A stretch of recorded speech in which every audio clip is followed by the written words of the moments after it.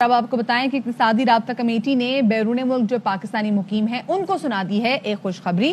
سونی دھرتی ایک ایسا پروگرام ہے کہ جن سے وہ لوگ جو کہ ملک سے باہر رہتے ہیں لیکن جب وہ ملک پیسے بھیجیں گے تو ان کو اس کے ساتھ ملیں گے پوائنٹس۔ اچھا پھر اس پوائنٹ سے کیا ہوگا کہ جب وہ پاکستان آئیں گے تو ان پوائنٹس کے بدلے ان کو پی آئی کا ٹکٹ، موبائل فون کی ڈیوٹی، انشورنس کا پریمیم، پاسپورٹ کی فیس، شناختی کارڈ کی جو فیس اور ساتھ میں یوٹیلیٹی سٹور سے جو ہے وہ ان پوائنٹس کے تھرو خریداری بھی کر سکیں گے، جبکہ NRPL پروگرام کے تحت جو پاکستانی پھر ہمیشہ کے لیے پاکستان آ جائے گا تو ستی صاحب ان پوائنٹس کے عوض ان کو پیسے بھی مل سکتے ہیں۔ کتنے مزے کی بات ہوگی، بہت اچھی بات ہوگی۔ اور جو آپ کی آواز میں سن رہا تھا تو مجھے ایسا لگ رہا تھا کہ کوئی ایڈ چل رہا ہے جس کے اندر بڑے طریقے سے آپ نے جو ہے وہ اس کی عکاسی کی ہے۔ بہرحال اقتصادی رابطہ کمیٹی نے آزاد جموں کشمیر کو ان کی ضرورت کے حساب سے 3 لاکھ ٹن گندم فراہم کرنے کی بھی منظوری دے دی ہے، جبکہ اس یہ بھی کہا جا رہا ہے کہ یوٹیلیٹی سٹورز کو مزید 2,80,000 ٹن گندم کی فراہمی ہوگی، پھر اس سے آٹے کی قیمت میں استحکام ہوگا، ہاں جی، اور مہنگائی میں کمی واقع ہوگی۔ تو یہ جو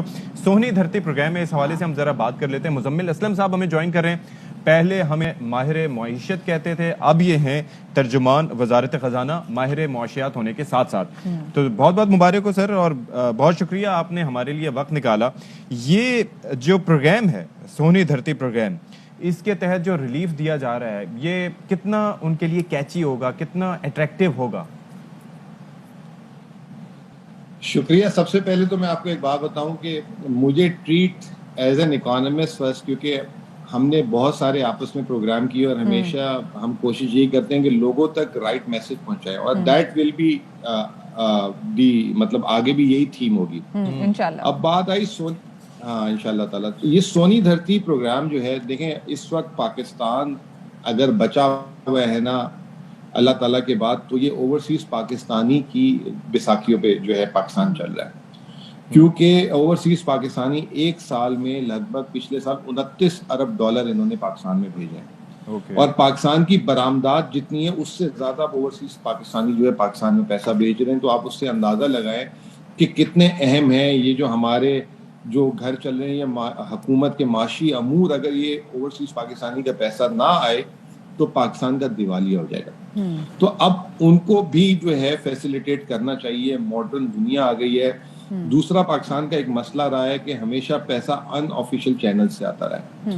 تو ایک تو یہ آپ کو یاد ہوگا یہ کہ ڈیجیٹلائزیشن بہت ہو چکی ہوئی ہے، روشن اب کوئی باہر بیٹھ کے جو ہے اکاؤنٹ کھول لیتا ہے، یہاں پہ سارا کچھ ہو جاتا ہے۔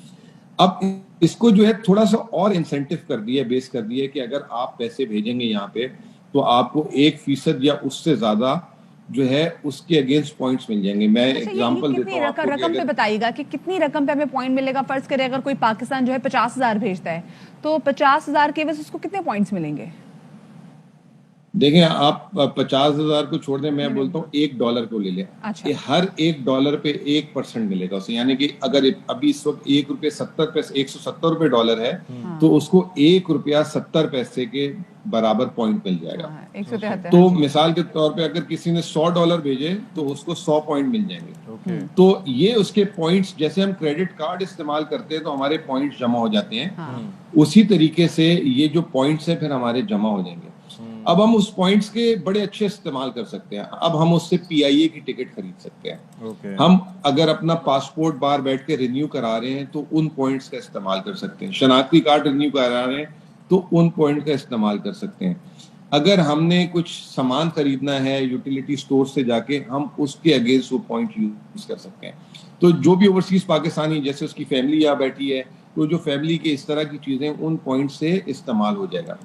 اس کے ساتھ ساتھ یہ کہ اگر کوئی، جیسے ہزاروں لوگ جو ہے نا ان کی جب جاب کانٹریکٹس ختم ہوتے ہیں تو پھر وہ واپس آ رہے ہوتے ہیں، جب وہ واپس آ رہے ہوتے ہیں تو اگر وہ ان چیزوں کا استعمال نہیں کرے گا تو وہ ان پوائنٹس کے ایوز جو صرف پرماننٹ واپس آئے گا اس کو کیش ری امبرسمنٹ بھی ہو جائے گی۔ اور یہ حکومت نے صرف اس سال کے لیے 13 ارب روپے کا بجٹ رکھا ہے ٹو انسینٹیوائز یہ جو ہمارے اوورسیز پاکستانی ہیں ان کے لیے، اور جو ہے تاکہ انکریج کریں کہ بلیک یا گرے چینل سے پیسے کو نہ بھیجیں، وہ جو ہے پراپر چینل سے بھیجیں تاکہ حکومت کے لیے بھی مزید جو ہے آسانیاں پیدا ہو معاشی امور چلانے۔ یہ تو بڑی اچھی بات ہے، اور اس طریقے سے معاشی لحاظ سے پھر ظاہر ہے کہ زر مبادلہ بھی پاکستان آئے گا تو وہ بھی بڑی ایک اچھی یہ ایک طریقہ کار ہے. ساتھ ہی ایکسپورٹس کو بڑھانے کے لیے کچھ سوچا جا رہا ہے کہ کس طریقے سے ہم ایکسپورٹ اپنی بڑھا سکتے ہیں, کیونکہ اس طریقے سے بھی کافی ہمیں فائدہ ہو سکتا ہے. بالکل, پروڈکشن بڑھیں گی, پھر ایکسپورٹس بڑھیں گی.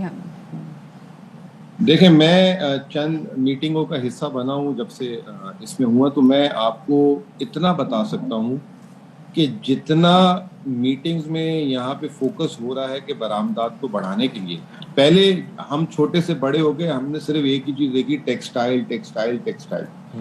اب جو ہے ٹیکسٹائل کو انہوں نے جتنا پیٹ بھرنا تھا بھر دیا. اب یہ ایک زور ہے کامرس منسٹری کی طرف سے بھی, پرائم منسٹر کی طرف سے بھی, فائنانس منسٹر کی, naan textile exports, naan conventional exports پہ کام کریں, اور اس پہ بیک ٹو بیک میٹنگز ہو رہی ہیں. جس طرح کا یہ انسینٹیو آیا ہے, اسی طرح کا ناٹ دیٹ فار ہو سکتا ہے کہ دنوں میں آپ جو ہے نا ایکسپورٹس میں نان ٹیکسٹائل اور ٹیکسٹائل کی بھی اس میں کچھ کیٹیگریز جو ہائی اینڈ یعنی گارمنٹس وغیرہ, اس میں آپ دیکھیں گے کہ گارمنٹ انسینٹیوز لے کر آنے والی ہیں, تاکہ اس سے کیا ہوگا کہ ایک تو ہماری برآمدات بڑھے, بلکہ ہماری جو نوجوان نسل آ رہی ہے ان کو بھی جو ہے روزگار کے مواقع. اچھا مزمل, تو آپ خود بھی بڑے آپٹیمسٹ ہیں یہاں پہ ماشاءاللہ سے, اور اللہ کرے کہ جتنی ہوپس ماشاءاللہ آپ لے کے یہاں پر بھی آئے ہیں یہ ہمیں آگے ہوتی بھی دکھائی بھی دیں. دیکھیں, بیرون ملک جو پاکستانی مقیم ہے ان کے لیے تو مل گیا انسینٹیو. یہ سونی دھرتی کا پروگرام بڑا زبردست ہے, آپ کو پوائنٹس ملیں گے, پھر پاکستان آ کے آپ اس کو کیش بھی کرا سکیں گے.